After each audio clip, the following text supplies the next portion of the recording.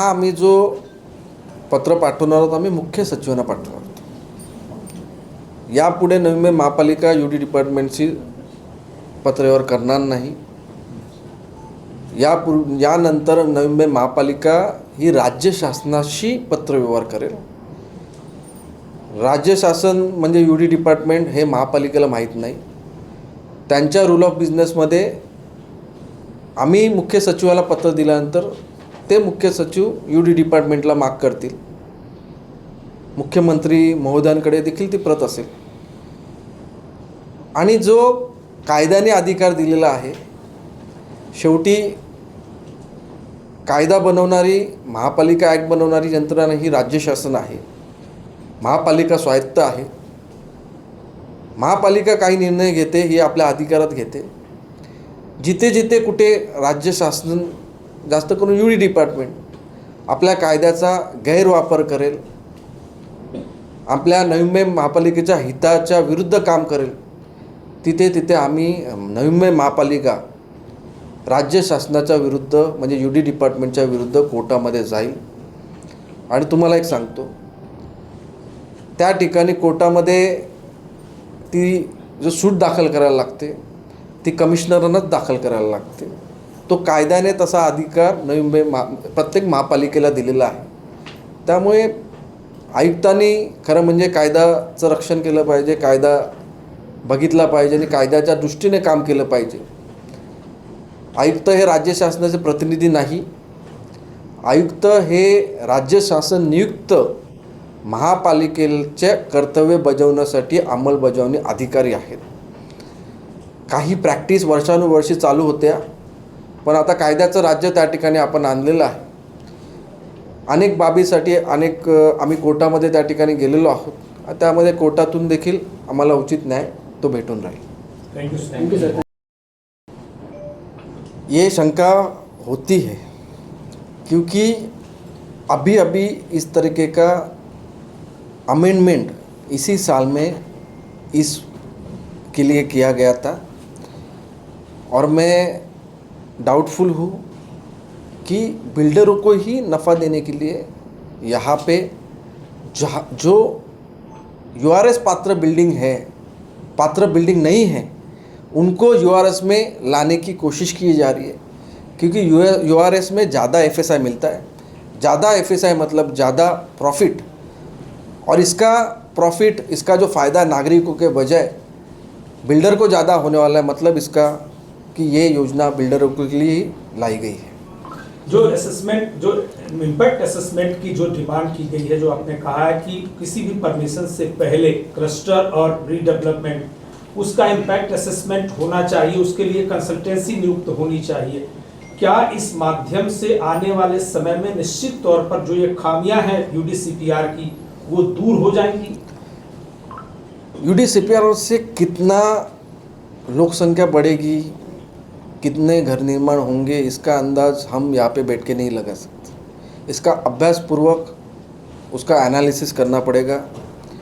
उसके बाद हमको पता चलेगा कि कौन से एरिया रीडेवलपमेंट में जा रहे, कौन से एरिया URS में जा रहे। इसका एकात्मिक अगर विचार नहीं करेंगे, मतलब हमारी दौड़ ये अंधेरे में हो रही। हमको पता रहना चाहिए कि आगे क्या समस्याएं रहने वाली है, आगे क्या क्या लोक संख्या होने वाली है, आगे क्या क्या हमें सुविधा देने पड़ने वाली है। पर ऐसे अविचार करके हमने सिर्फ रीडेवलपमेंट चालू रखा और उसका कोई विचार नहीं किया। जैसे बोलते हैं कि तहान लागेल तेव्हा वीर खोदना, ऐसी हमारी भूमिका नहीं है। हम लोग जो कुआं पहले खोदते हैं, जब प्यास लगेगी तब प्यास लगने ही नहीं देंगे।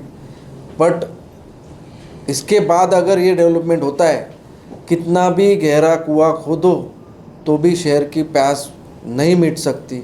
इस तरह का अफाट डेवलपमेंट यहाँ पे हो सकता है। शिवाजी महाराजांनी 400-450 वर्षापूर्वी इम्पॅक्ट असेसमेंट करण्याला सांगितलं की उंदक पाहुनी किल्ला बांधा। म्हणजे पाण्याची व्यवस्था पहिला बघा आणि नंतर किल्ला बांधा। आवश्यकता असेल तर वेगळ्या व्यवस्था करा। पण आपल्याकडे फक्त शिवाजी महाराजांचं नाव घेऊन फक्त जय जयकार करायचा जयंती साजरी करायची, पुतळे बांधायचे, पण त्यांनी जी शिकवण दिली त्याचा कुठलाच बोध त्या ठिकाणी घ्यायचा नाही आहे.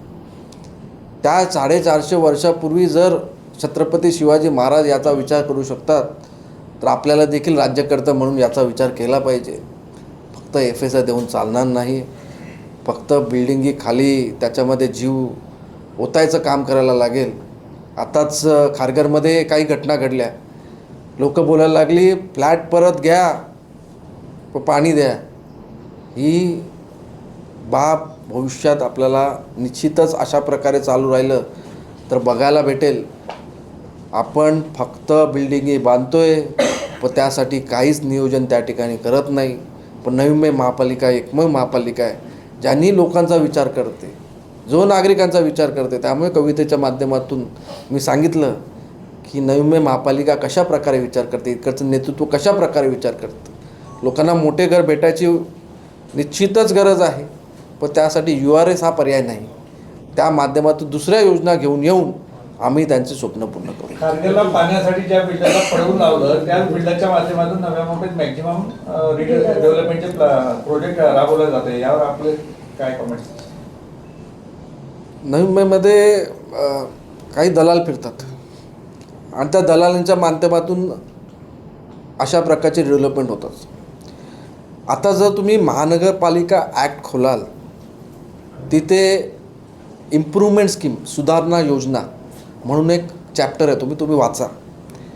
त्यामध्ये एक प्रोसेस आहे. अशाच प्रकारे दाटीवाटीचं क्षेत्र जिथे रस्ते कमी आहेत अशा क्षेत्रांना सुधारणा करण्याची, इम्प्रूव्हमेंट करण्यासाठी नागरी योजना त्या ठिकाणी तयार करण्याचा तो चॅप्टर आहे. त्यामध्ये ती योजना आयुक्तांनी तयार करायची, स्थायी समितीकडे पाठवायची, महापालिका मंजुरी देईल. महापालिकेनंतर महापालिकेच्या वतीनं आयुक्त राज्य शासनाकडे सुपूर्द करतील.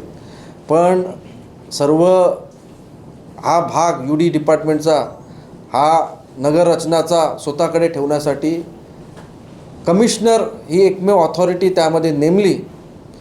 त्यामध्ये काही दलालं ही बघा फक्त काही सोसायट्या URSमध्ये पात्र होण्यासाठी UDCPRमध्ये अमेंडमेंट करून घेऊन येतात. तर निश्चितच किती चिंता अर्बन डेव्हलपमेंट डिपार्टमेंटला आहे ते बघून घेतलं पाहिजे. हा काय निर्णय लोकांच्या हितासाठी नाही घेतला तर कशासाठी घेतला ते तुम्ही बघून घ्या. आता तुम्ही जर बघाल URSमध्ये 3 URS का 4 URS मला वाटतं प्रस्ताव सादर झाले आहेत. त्या URSचा सल्लागार एकच व्यक्ती कोणतरी आहे. त्यामुळे अनाऊन्स होण्याच्या आधीच काय ना काय माहिती पडतं की अशा प्रकारचं धोरण येणार आहे. तशाच प्रकारचं ॲप्रोच सोसायटीवाल्यांना करून टेलर मेड UDCPR बनवण्याचं काम या माध्यमातून चालू आहे आणि त्याचा भुर्दंड हा नवी मुंबईच्या जनतेला भोगावा लागेल आणि तो आम्ही कधीच भोगू देणार नाही. त्यासाठी जे काही निर्णय घ्यावे लागतील ती निर्णय नवी मुंबई महापालिका लोकांच्या हितार्थ, लोकांच्या सुखसुविधावरती हल्ला न हो. आज नवी मुंबई शहर जगण्यासारखं शहर आहे, पण या शहराचं राहणीमान सोडण्याचा प्रयत्न या माध्यमातून केलेला दिसतो. UDCRमुळे नवी मुंबईला काय गाड्या होत्या आणि UDCPR आल्यानंतर कुठल्या गाड्या आल्या तुम्ही बघून घ्या. तर तुम्ही खारघरचा उल्लेख केला की उपनगर शेजारीच आहे. अशीच परिस्थिती वाहतुकीची म्हणा किंवा इतर पोल्युशनची म्हणा शहरात होऊ शकते. त्यामुळे आपण एका तज्ज्ञ संस्थेला आपण देऊन त्याची एका ते पाहणी करणार आहे, निरीक्षण करणार आहे. आपण सायंटिफिक अभ्यास करण्यासाठी तज्ज्ञ समिती नेमावी. जसा क्रिसिल होता, तर क्रिसिलनी सांगितलं 28 लाख लोकांना पाणी पुरेल, पण त्यांचं अनुमान हा 135 लिटर पर पर्सनवर असेल. पण आत्ताच पाण्याची टंचाई त्या ठिकाणी होत आहे. आपण सिडकोला पाणी देतो आहे, आपण स्वतः पाणी प्यायचं आणि लोकांना ताणलेलं ठेवायचं अशी भूमिका नाईक साहेबांची नाही आहे. नाईक साहेब हे पूर्ण नवी मुंबई शहराला कुटुंब मानतात, एक घर मानतात. त्यामुळे त्याचं नियोजन हे मनापासून प्रत्येक पावलावर करतो. त्यामुळे नाईक साहेबांच्या नेतृत्वावरती नवी मुंबईकर विश्वास ठेवतात. त्यामुळे इकडचं बजेटचं नियोजन आणि इन्फ्रास्ट्रक्चरचं नियोजन हे नाईक साहेब त्या ठिकाणी करतात. आता इम्पॅक्ट असेसमेंटच्या माध्यमातून भविष्यात काय गरज पडेल त्याची आपण जाण करू आणि किती आपण ती गरज पुरवू शकतो आणि त्या अनुषंगानेच आपण पाय पसरवूया अशा प्रकारचा निर्णय भविष्यकाळात घेऊ.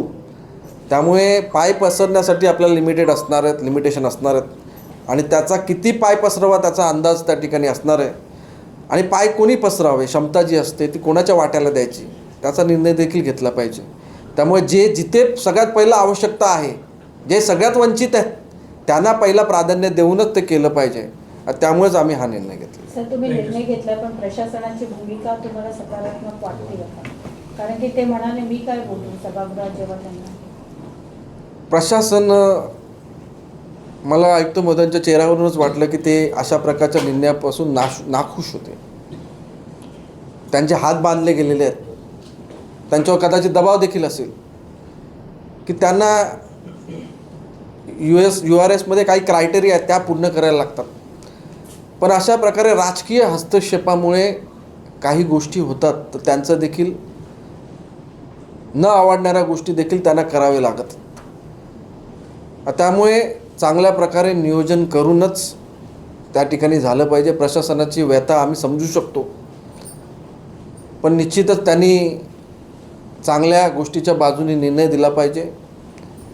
आणि महापालिका देखील आम्ही सत्ताधारी म्हणून या दृष्टीने पावलं टाकत आहोत. जिकडे चुकीचं होताना दिसत असेल तिकडे आवाज उचलण्याचं आम्ही काम करू. विरोधकांना कुठेतरी